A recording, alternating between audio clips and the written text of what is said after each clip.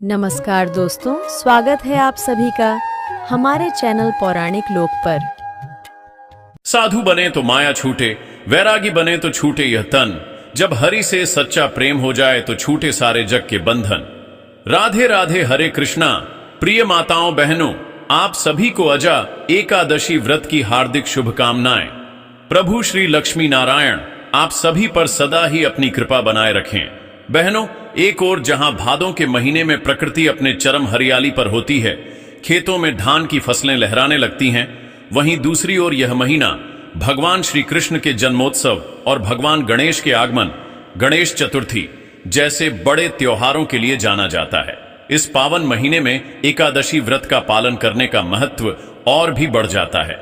बहनों, अजा एकादशी का व्रत विशेष रूप से मोक्ष प्रदान करने वाली तथा पापों को हरने वाली एकादशी कहा गया है। पद्म पुराण एवं ब्रह्म वैवर्त पुराण में वर्णन मिलता है कि अजा एकादशी का व्रत करने से मनुष्य के पिछले जन्मों तथा वर्तमान जीवन के समस्त पापों का नाश हो जाता है और जीवन के अंत काल में वैकुंठ धाम की प्राप्ति होती है। तो चलिए बहनों, प्रभु श्री लक्ष्मी नारायण जी के चरण कमलों का ध्यान करते हुए भाद्रपद मास की अजा एकादशी व्रत पर सुनते हैं एकादशी व्रत की दो बहुत ही सुंदर कथाएं। आशा है कि आप सभी बहनें इन दोनों कथाओं को पूरी श्रद्धा और भक्ति भाव से श्रवण करेंगी। धार्मिक मान्यताओं के अनुसार पौराणिक काल में भगवान श्री राम जी के वंश के अयोध्या नगरी में हरिश्चंद्र नाम के एक चक्रवर्ती राजा हुआ करते थे। राजा अपनी सत्यनिष्ठा और ईमानदारी के लिए बहुत प्रसिद्ध थे। इतने सत्यवादी, धर्मात्मा और प्रसिद्ध होने के कारण देवराज इंद्र को राजा हरिश्चंद्र से ईर्ष्या होने लगी थी। राजा सदा ही अपनी प्रजा का पुत्र के समान ध्यान रखते थे। उनके राज्य में किसी भी प्रकार की सुख सुविधाओं की कोई कमी नहीं थी। राज्य में चारों ओर सदा ही खुशहाली और प्रसन्नता छाई रहती थी। समय बीता और राजा का विवाह एक बहुत ही गुणवान कन्या के साथ संपन्न हुआ और कुछ समय बाद उन्हें पुत्र रत्न की प्राप्ति हुई। राजा हरिश्चंद्र अत्यंत ही वीर, पराक्रमी और सदा ही अपने वचनों को निभाने वाले व्यक्ति थे। एक समय की बात है, देवराज इंद्र की ईर्ष्या हरिश्चंद्र जी के प्रति इतनी अधिक बढ़ गई कि उन्होंने महर्षि विश्वामित्र जी को राजा हरिश्चंद्र जी की परीक्षा लेने के लिए उकसा दिया। एक दिन जब राजा सो रहे थे तो महर्षि विश्वामित्र ने अपने योग बल से राजा को सपने में ऐसा दृश्य दिखाया कि महर्षि विश्वामित्र को उन्होंने अपना सारा राजपाट दान कर दिया है। जब सुबह राजा हरिश्चंद्र जी अपने दरबार में गए तो उन्होंने देखा कि महर्षि विश्वामित्र वास्तव में अयोध्या आए हुए हैं और उनके द्वार पर आकर कहने लगे कि हे राजन, आज स्वप्न में आपने मुझे अपना राज्य दान कर दिया है, तो अब अपनी सत्यनिष्ठा का परिचय देते हुए अपना सारा राजपाट, सारा धन मुझे दान करें। राजा ने सत्यनिष्ठा का पालन करते हुए स्वप्न में किए गए दान को भी वास्तविक दान के समान ही माना और संपूर्ण राज्य विश्वामित्र जी को सौंप दिया। राजा हरिश्चंद्र पूरी पृथ्वी के सम्राट थे और क्योंकि अब उन्होंने अपना संपूर्ण राज्य दान कर दिया था तो दान की हुई भूमि पर रहना उन्हें उचित नहीं लगा। इसलिए वह अपनी स्त्री और पुत्र के साथ काशी आ गए। क्योंकि पुराणों में यह वर्णन है कि काशी भगवान शंकर के त्रिशूल पर बसी है, अतः वह पृथ्वी पर होने पर भी पृथ्वी से अलग मानी जाती है। अयोध्या से जब राजा हरिश्चंद्र जाने लगे तब विश्वामित्र जी ने कहा, हे राजन, जप तप और अनुष्ठान यह सब बिना दक्षिणा के सफल नहीं होते हैं। तुमने इतना बड़ा दान मुझे दे दिया है तो इसकी दक्षिणा में 1000 सोने की मोहरें और दे दो। पूरा राजपाट दान देने के बाद राजा हरिश्चंद्र के पास अब कोई धन नहीं बचा था, क्योंकि पूरा राज्य दान करने के साथ ही राज्य का सारा धन भी वह दान कर चुके थे। अब आर्ष को दक्षिणा देने के लिए उन्होंने 1 महीने का समय मांगा और परिवार सहित काशी आ गए। काशी में उन्होंने अपनी पत्नी शेवया को एक ब्राह्मण के यहां भेज दिया, लेकिन उनका बेटा एक छोटा बालक था और प्रार्थना करने पर ब्राह्मण ने उसे उसकी माता के साथ रहने की आज्ञा दे दी थी। दान के लिए दक्षिणा चुकाने हेतु अब राजा के पास कुछ भी नहीं बचा, तो राजा हरिश्चंद्र को पूर्व जन्म के कर्म फल के कारण खुद को बेचना पड़ा और इस प्रकार से राजा हरिश्चंद्र को एक डोम ने खरीद लिया जो शमशान भूमि में लोगों के दाह संस्कार का काम करवाता था। और इस प्रकार राजा ने ऋषि विश्वामित्र को 1000 मोहर दक्षिणा में दे दी।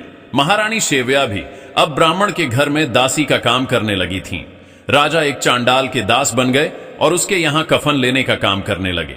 राजा चांडाल के दास बनकर सत्य को धारण करते हुए मृतकों का वस्त्र ग्रहण करते रहे, मगर किसी प्रकार से वह सत्य से कभी विचलित नहीं हुए। जब इसी प्रकार राजा को कई वर्ष बीत गए तो उन्हें अपने इस नीच कर्म पर बड़ा दुख हुआ और वह इससे मुक्त होने का उपाय खोजने लगे। कई बार राजा चिंता के समुद्र में डूबकर अपने मन में विचार करने लगते कि मैं कहां जाऊं, क्या करूं जिससे मेरा उद्धार हो, किस प्रकार से मैं इस नीच कर्म से मुक्ति पाऊं। एक बार की बात है, वह इसी चिंता में बैठे थे कि गौतम ऋषि उनके पास पहुंचे। हरिश्चंद्र ने उन्हें प्रणाम किया और अपनी दुख भरी कथा सुनाने लगे। राजा हरिश्चंद्र की दुख भरी कहानी सुनकर महर्षि गौतम भी अत्यंत दुखी हुए और उन्होंने राजा से कहा, हे राजन, भादो माह के कृष्ण पक्ष की एकादशी का अजा अजा है। तुम उस एकादशी का विधान पूर्वक व्रत करो तथा रात्रि को जागरण करो, इससे तुम्हारे सभी पाप नष्ट हो जाएंगे। हे राजन, तुम्हारे प्रबल भाग्य से आज से 7 दिन बाद ही भाद्रपद कृष्ण पक्ष की अजा एकादशी आने वाली है।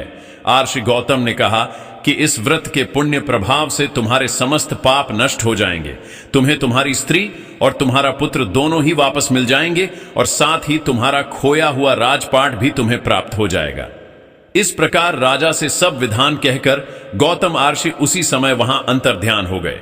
जब 7 दिन के बाद अजा एकादशी का व्रत आया तो राजा हरिश्चंद्र ने महर्षि के कहे अनुसार विधान पूर्वक उपवास तथा रात्रि में जागरण किया और अगले दिन यानी कि द्वादशी को व्रत का पारण किया। इसी प्रकार से एक दिन राजकुमार ब्राह्मण की पूजा के लिए बगीचे से फूल चुन रहा था और वहां उसे अचानक से एक सांप ने काट लिया। सांप का विष राजकुमार की देह में फैल गया और वह बेहोश होकर भूमि पर गिर पड़ा और उसकी मृत्यु हो गई। यह सब जब महारानी शेव्या ने देखा तो उनकी तो जैसे दुनिया ही उजड़ गई थी और पुत्र की मृत्यु के शोक में जैसे रानी पागल हो गई। उनके पास कोई धीरज देने वाला भी नहीं था और ना ही उनके पुत्र को श्मशान तक पहुंचाने वाला कोई था। रानी अकेले ही अपने पुत्र की मृत्यु पर बिलखती रही। अब रानी अपने पुत्र की देह को हाथों में उठाए अकेली रात के समय श्मशान पहुंची। वह पुत्र की देह को जलाने ही जा रही थी कि राजा हरिश्चंद्र वहां आ गए। बेचारी रानी के पास तो अपने पुत्र की देह ढकने का कफन तक नहीं था। उन्होंने राजा को उनके स्वर से पहचान लिया और गिड़गिड़ाकर कहने लगी, महाराज, यह तो आपका ही पुत्र है जो मरा हुआ पड़ा है और मेरे पास इसके कफन को देने के लिए धन भी नहीं है। राजा हरिश्चंद्र को अपने पुत्र की मृत्यु का बहुत ही दुख हो रहा था, किंतु वे अपने धर्म पर स्थिर बने रहे। उन्होंने कहा, प्रिय, मैं यहाँ एक सेवक हूं और मेरे स्वामी ने मुझे कह रखा है कि बिना धन दिए कोई यहाँ मुर्दा नहीं जला पाएगा, इसलिए मैं अपने धर्म को नहीं छोड़ सकता। तुम मुझे कुछ देकर ही अपने पुत्र की देह यहाँ पर जला सकती हो।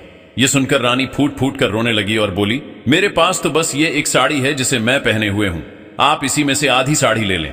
और इतना कहकर जैसे ही रानी अपनी साड़ी उतारने लगी वैसे ही उन्होंने अपने सामने ब्रह्मा, विष्णु, महेश तथा देवेंद्र आदि देवताओं को खड़ा पाया। महर्षि विश्वामित्र ने बताया कि आपका राजकुमार मरा नहीं है, यह सब तो आर्षि ने योग माया से दिखाया था।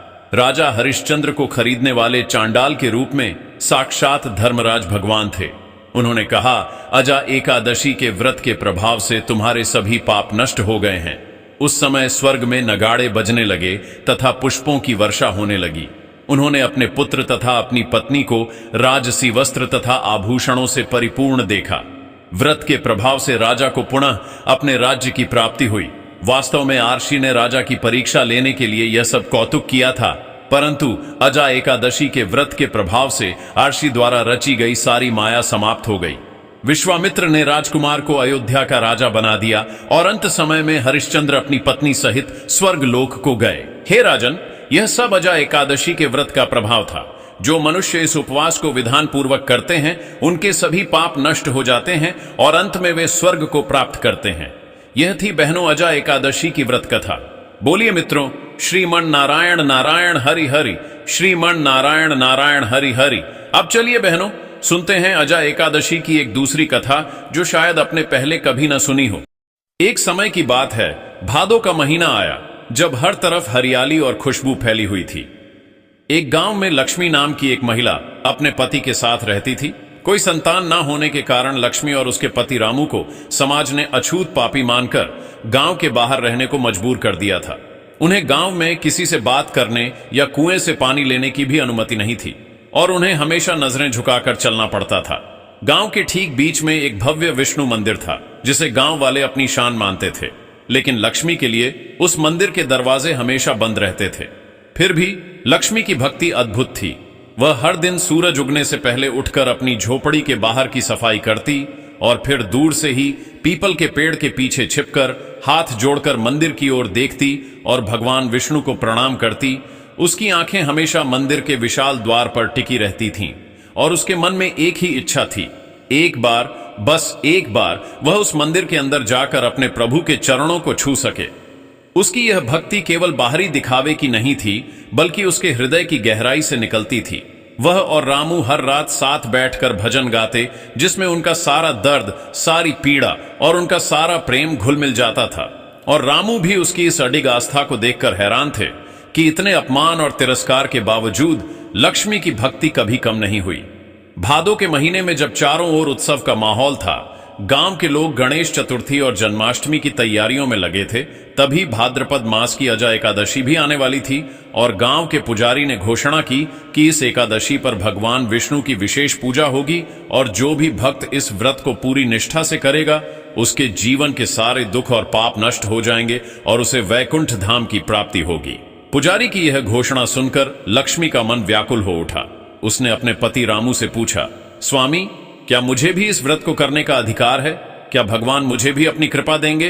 रामू ने उदास होकर कहा, हमारी भक्ति तो सच्ची है, पर लोग हमें मंदिर में नहीं जाने देंगे और हम पूजा पाठ कैसे करेंगे? लक्ष्मी का हृदय पीड़ा से भर गया, पर उसकी आस्था अडिग रही। उसने मन ही मन निश्चय किया कि वह इस व्रत को करेगी, चाहे कोई उसे माने या न माने। एकादशी के दिन उसने न तो अन्न का एक दाना खाया और न ही जल की एक बूंद पी। वह दिन भर अपनी झोपड़ी के बाहर बैठकर भगवान विष्णु के नाम का जाप करती रही। उसके मन में केवल प्रभु की छवि थी और वह श्रीमन नारायण नारायण हरि हरि का जाप करती रही। उसके भजन में इतना दर्द और इतनी श्रद्धा थी कि जैसे उसने पूरे ब्रह्मांड को हिला दिया हो। सूर्यास्त हुआ और गांव के सारे लोग मंदिर की ओर चल पड़े। उनके हाथों में पूजा की थाल और फूलों की मालाएं थीं, पर लक्ष्मी अपनी झोपड़ी के बाहर ही बैठी रही, क्योंकि उसे पता था कि मंदिर के द्वार उसके लिए नहीं हैं।